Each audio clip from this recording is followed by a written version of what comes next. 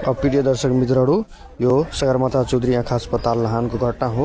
यहाँ एक डाक्टर विजय चौधरीले आफ्नै कार्यालयका यसै सगरमाथा चौधरी आँखा अस्पतालका डाक्टर सीमा सिंहलाई विगत 3-4 वर्षदेखि विभिन्न मानसिक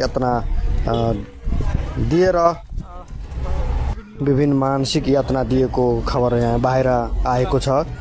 तपाईहरु यहाँ हेर्दै हुनुहुन्छ।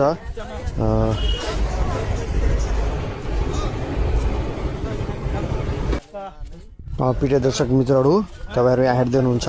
यो घटनालाई ढाकछोप गर्न आज शनिबार सगरमाथा चौधरी आँखा अस्पतालमै प्रशासन कार्यालयमा नै घटनालाई ढाकछोप गर्नलाई चाहिँ विशेष कमिटी गठन भई छलफल भइरहेको थियो। त्यसै बीचमा यो सीमा सिंह भन्ने डाक्टर बेहोस भएको यहाँ तपाईहरु हेर्दै हुनुहुन्छ। हामी तपाईलाई विस्तृत र घटनाको विस्तृत विवरण तपाईलाई यसै भिडियोमा पनि हामी राख्ने प्रयास गरिरहेका छौं। तपाईहरु अन्तिमसम्म हेरेर प्रतिक्रिया राख्नुहुन पनि अनुरोध गर्दछौं।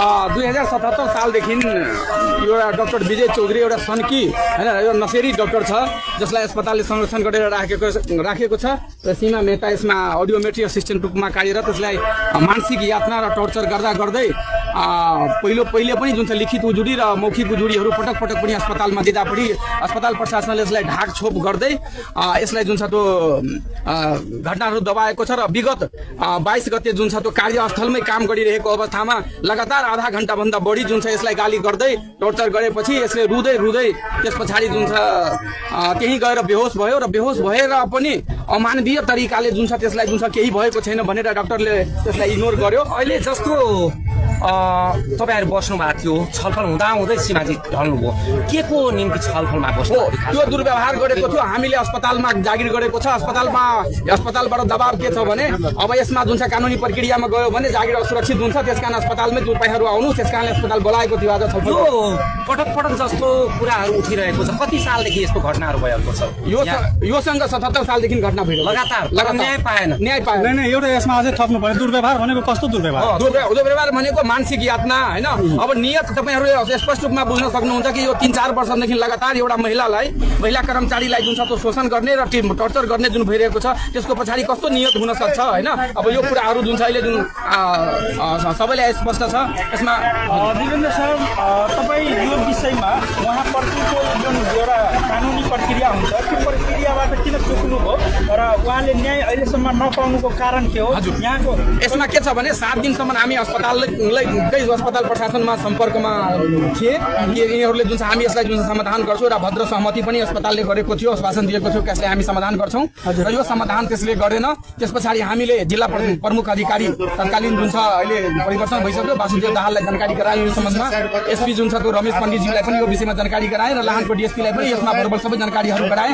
उहाँहरूले पनि पहिलो प्रयासमा तपाईहरु अस्पतालमा सम्पर्क गर्नु र त्यहाँ भएन भने त्यस पछाडि हामी मुद्दा जुन छ सर अब यत्रो बर्बर आँखा अस्पतालमा एउटा घटना भइरहँदा पनि तपाईँ कानुनी प्रोसेसमा जानुभयो भएन, धैर्यता अप्नाउँदै मिडियाकै अगाडि अहिले ढल्यो हैन। हजुर अब के गर्नुहुन्छ मलाई त्यो भन्नु। कानुनी प्रक्रियामा नगएको होइन। एसपी रमेश पण्डितज्यूलाई यो लिखित रूपमा गएको छ तर दर्ता गरेको छैन।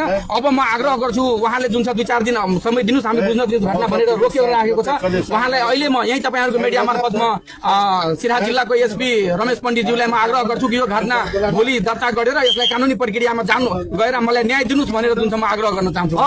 यति बेला सिराहा जिल्लाको पुरानो र चर्चित आँखा अस्पताल लाहान परिसरमा छौँ। मयजी ठ्याक्कै यो घटना अहिले आँखाकै अगाडि देख्दा कस्तो अनुभव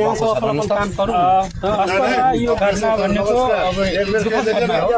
त्यो चाहिँ कर्मचारी प्रतिको जोसुकै होस्, हाम्रो आमा बुवा होस् या छोराछोरी होस् या कसैको बहिनी होस्, कार्यरत सेवामा प्रवाह गरिराख्दाखेरि उहाँप्रतिको जुन एउटा जुन व्यवहार गरेको छ यो एक दिन होइन, यो पटक पटक वर्षौँदेखि यस्तो घटनालाई चाहिँ ढाकछोप गरेर अस्पताल विकास समिति र यहाँका प्रमुखले जुन मिलाउने षड्यन्त्र गरेको छ यो निन्दनीय छ। यसमा चाहिँ त्यो जुन व्यक्तिले जो व्यवहार गरेको छ त्यो व्यक्तिलाई अविलम्ब कारबाही हुनुपर्छ र यो व्यक्तिलाई केही घटना भयो जस्तै अहिले नै हुने सम्भावना छ, मान्छेलाई मृत्युशय्यासम्म पुग्ने बेडमा जुन उपचारको लागि अहिले भर्खरै पठाउनु भयो, यो चाहिँ निन्दनीय छ। यसलाई अविलम्ब कानुनी प्रक्रियामा लागेर कारबाही हुनुपर्छ भन्ने म भन्न आज 2081 चैत्र र यो 3 बजेको करिब समयमा यो डाक्टर साहब भनौँ न उहाँले न्यायको प्रतीक्षा गर्दा गर्दै अस्पतालको एउटा समीक्षा हलमै ढल्नु भएको छ र अहिलेसम्म न्याय नपाउनु, प्रतीक्षाको घडीमा रहनु एउटा दुःखद पक्ष हो र यो यस्ता घटनाहरूले भोलि विद्रोह हुन सक्छ। त्यसकारण तत्काल कानुनी उपचारको निम्ति म ध्यान आकर्षण गर्न चाहन्छु सम्बन्धित निकायलाई। मानसिक र शारीरिक रूपमा कमजोर र अस्वस्थ भएर जुन छ अहिले जुन बिमार अवस्थामा छ र डिप्रेसनको अवधि खाँदैछ। धन्यवाद। अनि उहाँले आजको यो मिटिङबाट निष्कर्षबाट के निक्लियो जानकारी? आज उहाँहरूले यो घटनालाई अस्पतालमै मिलानपत्र गर्नुपर्छ। जसरी तपाईँहरूले हेर्नुभयो होला रिङ्कु सदायको केस, जसरी मिलापत्र गर्दा गर्दै त्यसको जान गयो। म पनि त्यसबाट धेरै त्रसित छु। भोलिको दिनमा मेरो श्रीमतीसँग पनि त्यस्तो कुनै जुन चाहिँ घटना नघटोस् भनेर म एकदम डराएको अवस्थामा छु र अस्पताल प्रशासनको दबाब छ कि अहिले पनि जुन चाहिँ त्यो घटनाहरू अस्पतालमै मिलोस् भनेर त्यसै मिलापत्रको लागि आज बोलाएको थियो। एउटा कुरा तपाईँहरूले के जानकारी गराउँ भने म यो अस्पतालमा 18 वर्ष काम गरेर यो पूर्व कर्मचारी छु र यो अस्पताल जुन छ 1983 मा डाक्टर हेनिङले यो चौधरी दाता परिवारहरूको सहयोगमा जग्गा सहयोगमा यो स्थापना भएको हो र यो मानव कल्याणको लागि सुरु गरेको यो अस्पताल आजको दिनमा व्यवसायमुखी र एउटा जुन छ काला साम्राज्यको जुन छ यो थलो बनेको छ।